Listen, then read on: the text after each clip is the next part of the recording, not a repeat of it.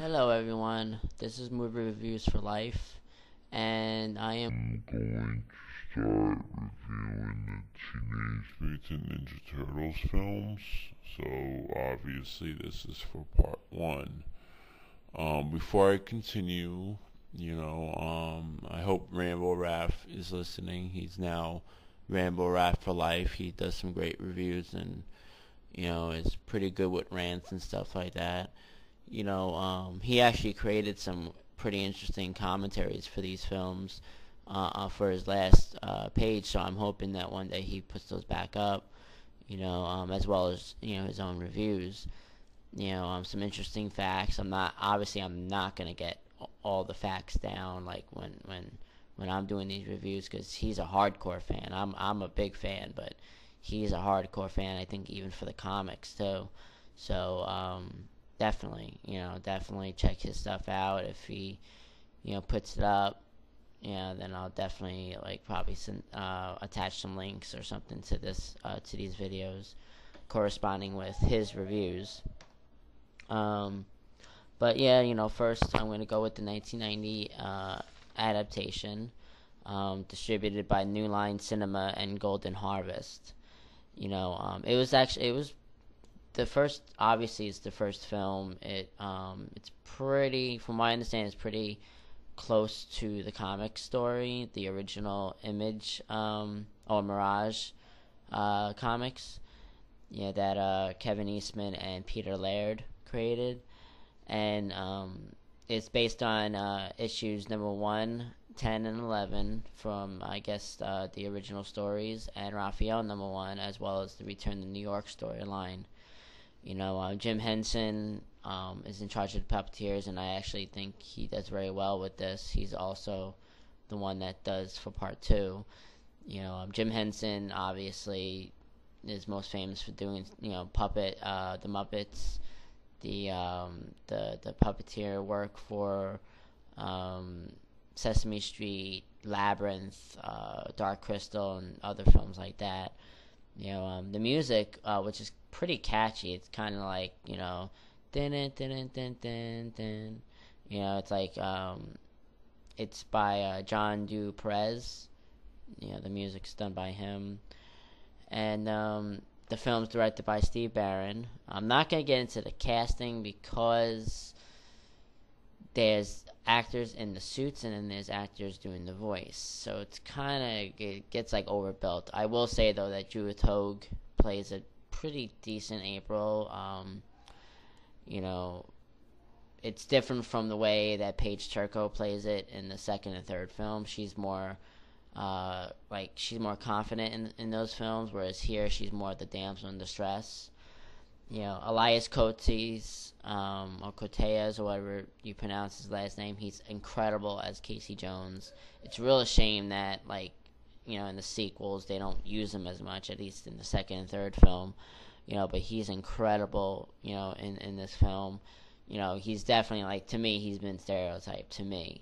He's been in Look Who's Talking To, Fallen.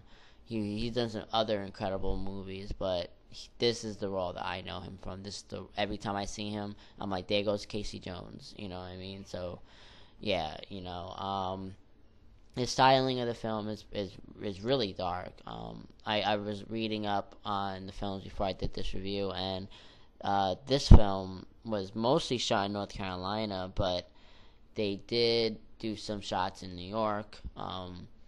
So obviously, Times Square scene or Hudson River, like when you see the Hudson River, that those are actual location shots because they did come down to shoot those. The overall tone of the film, like I said, is pretty dark, like the comics, like the original comics. It has a touch of lightness, like for instance the whole pizza thing was something I think that the cartoon series came up with. So they did add a touch elements of the cartoon, which at the time was at the height of its popularity. I remember getting up early in the morning just to watch it because it was the best cartoon aside from He-Man and Thundercats, obviously, and even shows like Gem was something that I enjoyed watching. It not in the same level as He-Man, Thundercats, or the 80s cartoon, because, that was action. And Gem was like a pop music type of show. But, the acting, is good. New Line definitely put all the stops out for this one. There's not really much to say that hasn't been said about this film before. It's an incredible film. I would definitely give it like 4 out of 5 stars. The guy who plays the Shredder, Homanto Yoshi, is also incredible. I don't think he comes back in the second one. I'd have to look that up. But he does an incredible job in this film. He's very good at manipulating the kids that he obviously takes in as the Foot Clan, because he takes in those who are desperate for love, desperate for attention, desperate for somebody to be there, and he feeds into that, makes it out to be like they're a family. I love the character of Tatsu. I don't know if he was in the comics, but he's kind of like the Krang of the film series. And I think he is actually a better fitting sidekick, to Shredder than Krang was in the cartoon, because Krang was actually more of the boss in a way, because he was more heartless than Shredder was in the original cartoon. So, but he's very well done in this film. In the second film, he's kind of lightened up just like everything else. But I'll get to that when I get to that.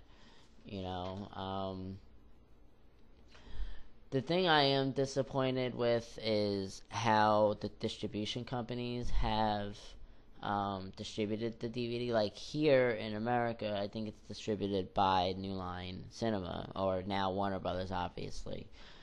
But in like overseas, like in Germany, there's a special edition DVD that has commentary by Steve Barron and an alternate ending, which for some reason I'm not sure why we don't have it. I don't know why.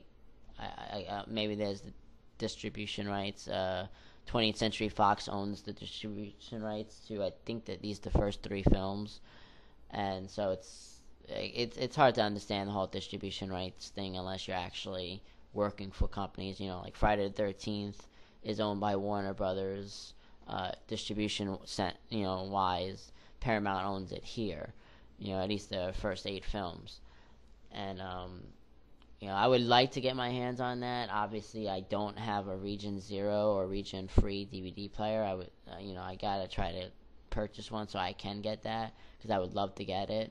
I believe there are plans, I think, to make another Turtle live, like a reboot of the Turtles films that's gonna go back to being dark, maybe even darker than this film. And I think by that time, Warner Brothers, which now owns all of New Line's film library, I don't know, hopefully they decide to bring in that commentary, maybe license it from 20th Century, or create a new commentary, bring out that deleted scene, and just make out a whole new special edition for all the films, because that would be amazing. I don't have them on DVD because there's no special edition. I'm not gonna buy it when I already have it on VHS. I'm not quality. Picture quality does mean a little bit of something to me. But if I have it on tape, I'm not gonna go waste my money on a bare bones DVD. I'm sorry. So if Warner Brothers is listening, or whoever may own the rights to the film series, freaking come on, special edition, people. All right. Like I said, I give this movie 4 out of 5 stars.